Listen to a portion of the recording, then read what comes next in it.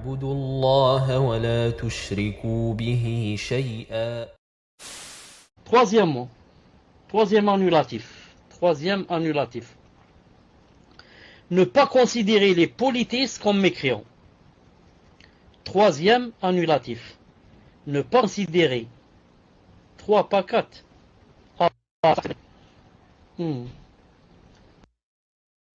Donc j'ai écrit quoi? J'ai écrit 4. Donc c'est moi qui me suis trompé. D'accord. Ahsant, ne pas considérer les kafirs comme kuffar. Tu vois quelqu'un qui est kafir, il a la croix.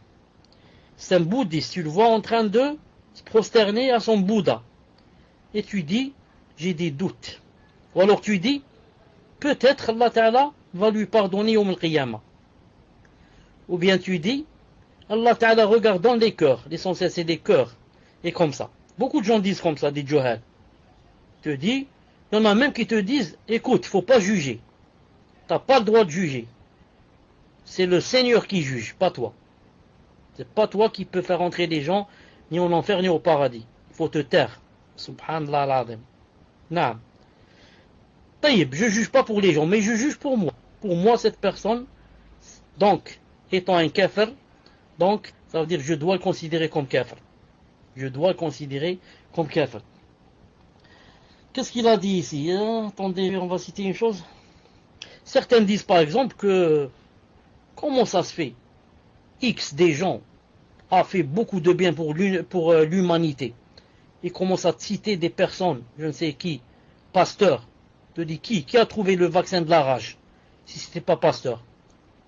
Et s'il n'avait pas trouvé ce vaccin, qu'est-ce qui serait arrivé à l'humanité, etc. Donc celui-là, sûrement que Allah Ta'ala va le faire entrer au paradis. Comme ça certains disent. Les johal, les gens de la masse, ceux qui n'apprennent pas. Qu'est-ce qu'on leur dit? On leur dit le verset qu'on a cité tout à l'heure. On leur dit, bon, il était croyant ou il était kafir. C'est tout ce qui est important chez Allah subhanahu wa ta'ala. Les biens qu'il a fait, Allah ta'ala l'a récompensé dans cette dunya. Allah ta'ala lui a donné des enfants, lui a donné de l'argent, lui a donné des biens, lui a donné des yeux, lui a donné des mains, lui a... Al-Muhim. Le hadith est authentique du prophète al-Islam que les kuffars, Allah subhanahu wa ta'ala ici, tout ce qu'ils font comme bien, il leur donne la récompense ici. D'ailleurs, le hadith que vous connaissez tous, authentique, du prophète sallallahu alayhi wa sallam, que ce bas monde, c'est quoi? C'est le paradis du kafir. Donc, Pasteur et la clique, Allah Ta'ala leur a donné le paradis. Alhamdulillah, ils ont eu leur paradis. Allah Ta'ala n'est pas injuste, a'udhu billah. Naam. Taïb. Ici, on va ajouter encore quelque chose comme ça. Allah Ta'ala a dit اليوم أكملت لكم دينكم وأتممت عليكم نعمتي ورضيت لكم الإسلام دينا. Maïda 3. Aujourd'hui, j'ai parachevé pour votre religion, pour vous, votre religion, et accompli sur vous mon bienfait. Et j'agrée l'islam comme religion pour vous. J'agrée l'islam comme religion. Il n'y a pas une autre religion. Toutes les autres religions étaient vraies en leur moment, en leurs époques. Maintenant, elles ont été abrogées. Elles ont été abrogées par l'islam. Oui, mais quelqu'un va dire, Allah Ta'ala dit, et j'agrée l'islam comme religion pour vous les musulmans, pas pour nous les chrétiens, c'est pour vous. Il a agréé l'islam pour vous, pas pour nous. D'accord.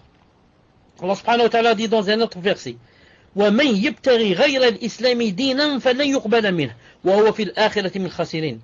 Et quiconque désire une autre religion que l'islam, ce ne sera point accepté de lui, et il sera donc au-delà parmi les perdants. En arabe, il a dit men. Men, ce mot-là, men, ça s'appelle min alfad al-umum.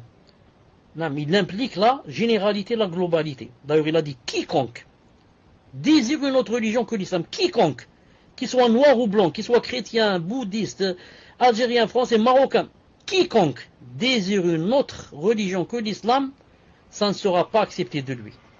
Et il sera dans l'au-delà, en enfer, parmi les perdants. Donc, aucune personne n'a une excuse de nos jours pour dire que l'islam c'est pour les Arabes ou pour je ne sais qui. D'ailleurs, l'islam c'est quoi? C'est la soumission. La soumission à Allah Azza wa Jal et lui vouer un culte exclusif en, en lui obéissant et en délaissant ce qu'il a interdit, en croyant à tous ses messagers, comme quoi le dernier c'est Muhammad alayhi salam. Et aussi un chrétien, quand il veut rentrer en islam, il doit attester aussi quoi? Que Isa alayhi salam, Jésus n'est pas le fils d'Allah. S'il a attesté autrefois qu'il était le fils d'Allah, ou alors qu'il était lui-même Dieu.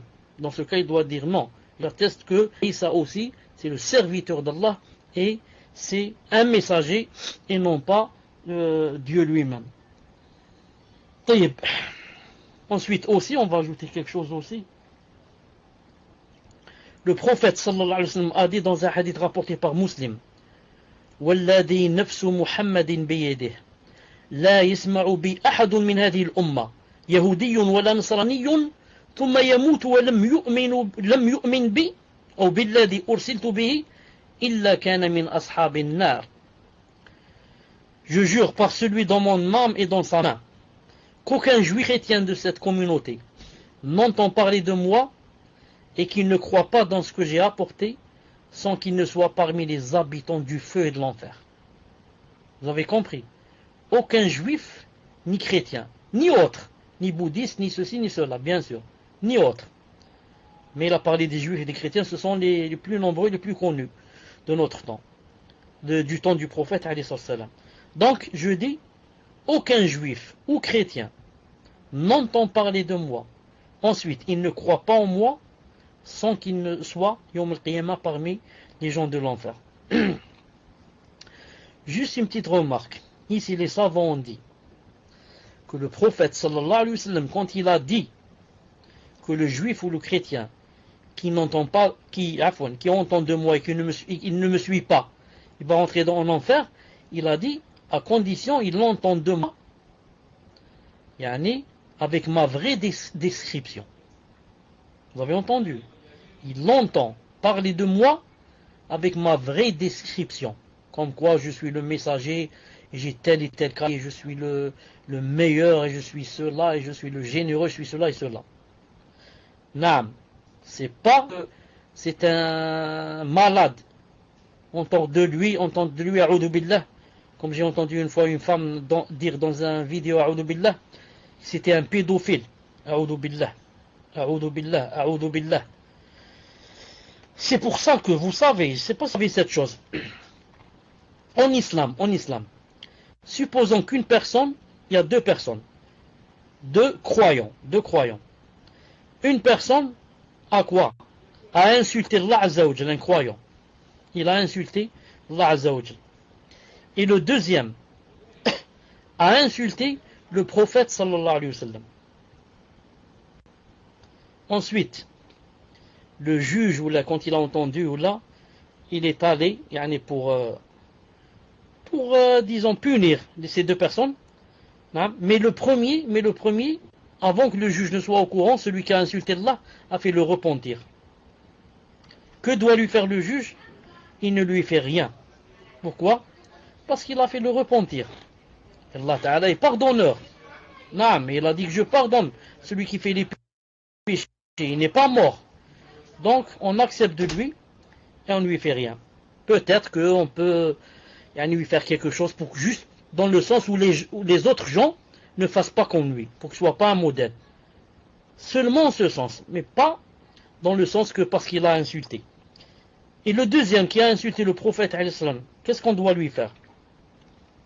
Le juge a entendu de lui maintenant, ou bien même avant qu'il entende, on doit quoi? Il doit être tué. Même si quoi? Même s'il a fait le repentir, il va dire: Monsieur le juge, je jure par Allah le Tout-Puissant que j'ai regretté et que j'ai fait le repentir, et Allah Ta'ala est témoin qu'est-ce qu'il y a dans mon cœur. Que doit lui dire le juge? Non, le repentir, tu l'as fait, tu l'as pas fait, c'est pas notre problème.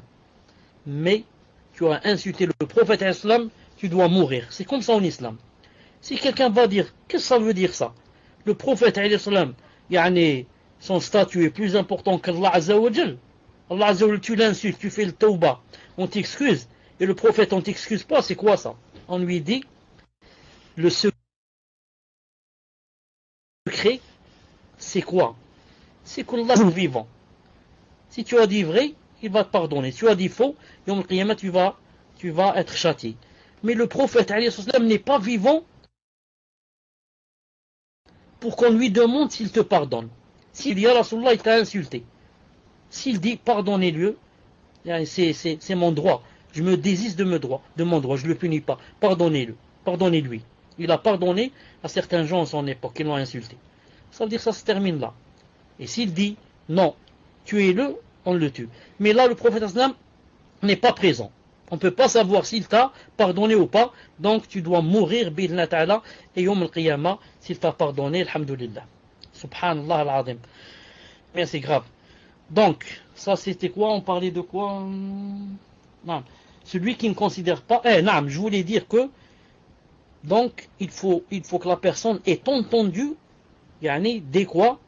De la description, la vraie, du prophète sallam, et n'a pas voulu croire en lui. J'ai entendu une fois Cheikh Al-Albani dire, les tabliri de nos jours, il a dit, ils ne connaissent pas vraiment le prophète sallallahu alayhi wa sallam. Il a dit, qu'en est-il des rawafid qui l'insultent, etc. Qu'en est-il des kuffars, de beaucoup de kuffars. Naam.